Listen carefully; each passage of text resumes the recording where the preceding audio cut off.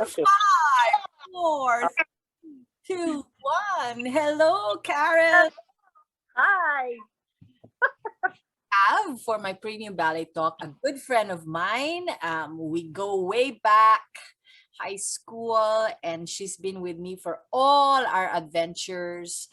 She's also a good supporter of a great supporter of Ridgepointe Ballet. Here is Dra Karen Tinio Ladaw. Hi, Karen. Hi. Nice to see you. And now let's try to move a little forward to the F.I.R.E series naman. The F.I.R.E. How do you, F-I-R-E, F.I.R.E. How do you keep the fire moving or the relationship as a couple? Ito iba naman to. Okay, so segue na tayo. Because it's the pandemic and we're stuck with our beloved 24/7. Medyo nauubusan ako ng nakakaubos nga yan. Di ba? Patience and gimmicks. So yeah. So let's start with you. How fostering, any tips on fostering the relationship? Okay, again, I am not a perfect wife. I am not a perfect mother. It's perfect. In fact, during the pandemic, gusto ko na mag-walk out. Gusto ko na talagang life-on, di ba? Kasi 24/7 kasama mo dyan, matayin ka talaga. So, love you. To be very upfront and to be very honest. I think my relationship with my husband is really based on friendship. Okay? Yeah. It's really friendship because we started out as friends. Way back in high school, we were friends. Yeah. And up to now, we're friends. So when I say friends, nagkakaasaran talaga kami. Nagkakaasaran kami. May mga times, 1 week, ayaw namin mag-usap. Okay lang yun. Although sinasabi nila, you cannot go to sleep without talking to your husband. Well, it doesn't work for us. Yeah. What works for us is space. Okay? I don't, I'm not saying that what the married encounter people say that you cannot sleep without being friends with your husband or wife. I'm not saying that's wrong. Whatever goes, okay? It's just that what works for us is that when we don't want to talk to each other, we don't talk. Space, okay? And then we're okay na again. Okay, another thing, since we're friends, we have to be our individual person also, which means he gives me the space to do what I like doing. And I give him the space to do what he likes doing. And when we're doing what we like doing, we don't make pakialam. Okay? So me, I do my regular house thing. I love my gardening. I cook. And then I clean the house. And I always like fixing the house. I like rearranging things. And that's how, aside from my other things that I do. During the lockdown, I recently rediscovered my athletic side. Na meron pala akong athletic side, okay? Yes, you are! I was never an athlete in my younger days. Right. I was never an athlete. I never joined the intramurals. I couldn't, because my parents also were not sports people and they never taught us the importance of sports, which I only realized now, Lisa, oh my God.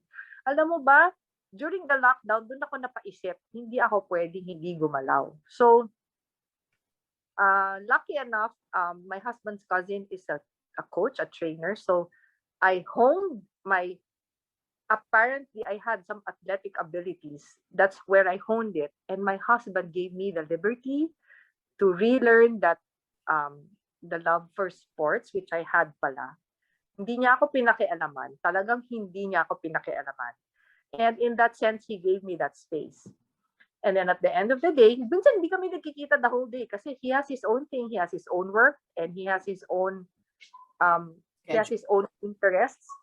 And then at the end of the day, we see each other, we have dinner. It's a wonderful relationship. But I don't want to be, in sense, hypocritical, saying na we're a perfect couple. We're not. Oh my gosh, we fight all the time because any relationship, it nagkakaganyan eh. Yeah. So, di ba? Yeah. So, we're not a perfect couple. It's just that we're really friends. But going to letter I, do you imagine life or couple life, relationship life will be different post-pandemic, after this pandemic? Or will When it, yeah? I think the pandemic has changed us also as a couple. Not very much change, no, but I think it has in a positive way. It's made us look forward to after the pandemic. You know, ang dami namin tuloy na pag-usapan ng mga dreams na gusto namin gawin pag okay na lahat. So, in that sense, the pandemic did something good for our relationship. Right, right.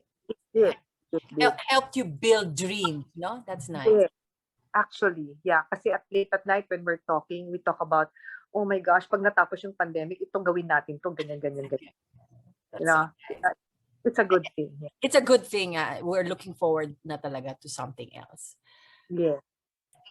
How do you pareho na rin, na-answer mo na ba yon? How you resolve like yung pag-iinisan nyo pag kunyari 24/7, di ba? But you did answer it, like you're giving each other space and Okay. What works for me, my husband, is space talaga. And then when you've given that space, and then you have light moments, that's when we talk about it.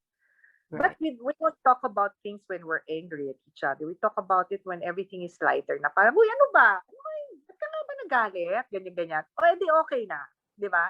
Kasi napag-uusapan na nyo, hindi na kayo galit. Pero pag mag-usap kayo, galit kayo, naku, hindi pwede. Talaga sa amin yun, nasa amin, hindi pwede. So, yun.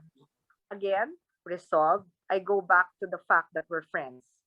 And because we're friends, I think friendships have a way of just reuniting because of love, because you love each other.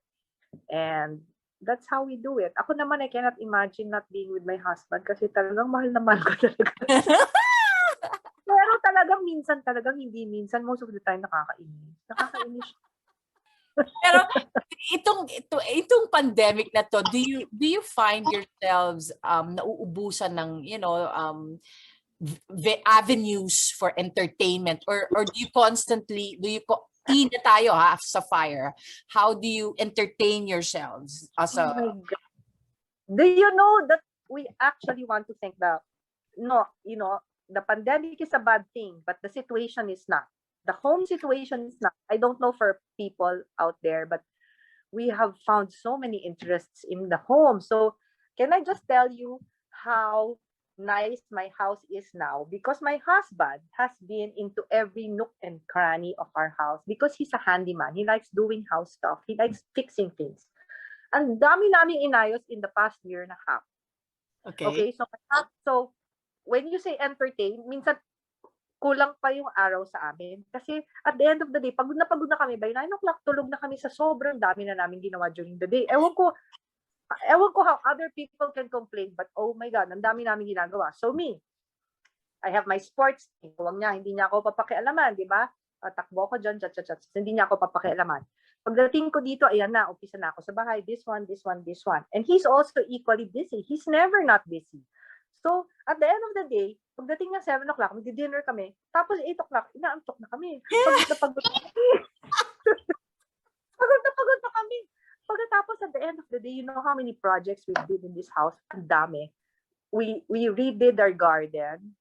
I have a project now, the balcony patio, so we're doing that. And you know what? Yeah, what are you doing in the balcony patio? What are you doing? A garden? Balcony patio, di namin pinansin yan for the longest time. Walang laman. Ang init-init. So now he ordered this, you know how Shopee and Lazada, how all the affordable stuff. At saka yung, di ba, pag magsha-shopping ka, ang hirap maghanap ng something. But if you look in Shopee and Lazada, you find what you need, exactly what you need. And then you don't have to waste time being on the road. So, you know, they deliver this thing. And then sometimes we drive out to buy plants. We filled it up with plants. Ang dami naming projects.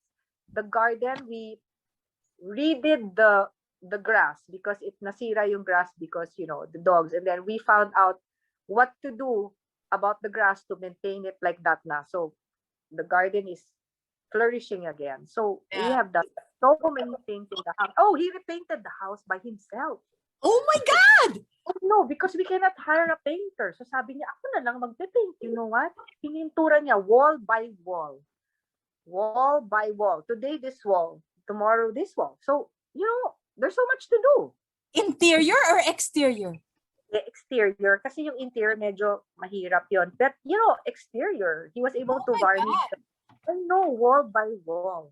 And you So, saved a lot of money that way too, because exactly. Because sabi namin, number one, we cannot hire people right now because you know naman how strict is it in the village, hindi pwede, di ba?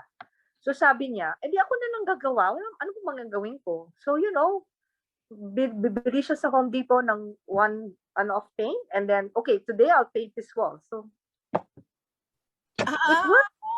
It worked. next project ko yan, I need to paint my Yeah, there's so much to do. Just, if you're, kasi kami, we love building. We love houses. Yeah, you're into a building. Yeah, we love houses. So, it's not a problem for us to stay home. It's not. And that's it for my premium ballet talk.